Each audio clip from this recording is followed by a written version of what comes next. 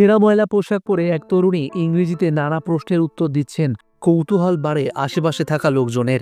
তরুণীর পরিচয় জানতে চান, তরুণী নিজে জানান তিনি অভিনেত্রী। প্রথমে বিশ্বাস হয়নি কারোর, পরে ইন্টারনেট ঘাঁটতেই সকলেই কয়েক বছর আগেও টেলিভিশনের পর্দায় জনপ্রিয় বাংলা সিরিয়ালে দেখা গিয়েছে তাকে। বাংলা সিরিয়ালে পরিচিত মুখ সৌমিধর চৌধুরী। তবে তিনি মানসিক ভারসাম্যহীনভাবে ঘুরছিলেন খণ্ডঘোষের রাস্তায়। বর্ধমান আরামবাগ রোডের ধারে একটি বাসস্ট্যান্ডে স্টার জলসার তুমি আশেপাশে থাকলে ধারাবাহিকের রাঙা কাম্মাকে বসে থাকতে দেখেন স্থানীয় বাসিন্দারা। প্রথমে তাকে চিনতে না পারলেও পরে কথোপকথনের মাধ্যমে তার পরিচয় জানা যায়। খণ্ডঘোষ থানার পুলিশ অভিনেত্রীকে উদ্ধার করে বর্ধমানের একটি হোমে নিয়ে যায়। আপাতত সেখানেই রয়েছেন তিনি। এদিন সকালে বর্ধমান আরামবাগ সড়ক ধরে আরামবাগের দিকে এক মহিলাকে হেঁটে যেতে দেখেন স্থানীয় বাসিন্দারা। হঠাৎ বৃষ্টি নামার কারণে ওই মহিলা আমিলা বাসস্ট্যান্ডে আশ্রয় নেন। পরনে নোংরা পোশাক, চেহারাও জরাজীর্ণ, আলুথালু বেশ। তবে পোশাকের ধরন স্থানীয় সাধারণ মহিলাদের মতো নয়, তা দেখেই বোঝা যাচ্ছিল। ওই মহিলা কালো রঙের একটি টি শার্ট এবং হাফ প্যান্ট পরেছিলেন। বাসস্ট্যান্ডের বসার পরে সেখানে থাকা স্থানীয় কয়েকজন যুবক তাকে ভিক্ষুক বলে মনে করেন। কথাবার্তা বলেই জানতে পারেন মহিলা স্পষ্ট ইংরেজিতে কথার জবাব দিচ্ছেন।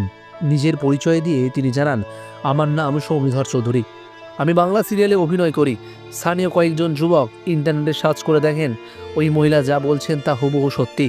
টিভির পর্দার অভিনেত্রীর মুখের সঙ্গে অনেকাংশে মিল রয়েছে এই মহিলার, কিন্তু বাংলা টেলিভিশনের এরকম এক জনপ্রিয় অভিনেত্রীকে এই অবস্থায় দেখতে কিন্তু অনেকে বিশ্বাস করে উঠতে পারেননি। স্থানীয় বাসিন্দারা জানান, অভিনেত্রীর সঙ্গে কথা বলে তাকে মানসিক ভারসাম্যহীন বলেই মনে হয়। অনেক সময় প্রশ্নের সঠিক উত্তর দিতে চাইছেন না তিনি। কোথা থেকে তিনি এসেছেন, কেন এই অবস্থায় ঘুরে বেড়াচ্ছেন জিজ্ঞেস করা হলে সেই উত্তর এড়িয়ে যাচ্ছেন। তবে তিনি জানিয়েছেন কয়েকদিন ধরেই বর্ধমান আরামবাগ রোডে ঘোরাফেরা করছেন তিনি। আর এদিন খণ্ডঘোষ এলাকায় পৌঁছান। কোথায় যাচ্ছিলেন সে বিষয়ে কিছু জানাতে পারেননি অভিনেত্রী। দীর্ঘদিন ধরে বাড়ির বাইরে রয়েছেন বলেও জানিয়েছেন সৌমি।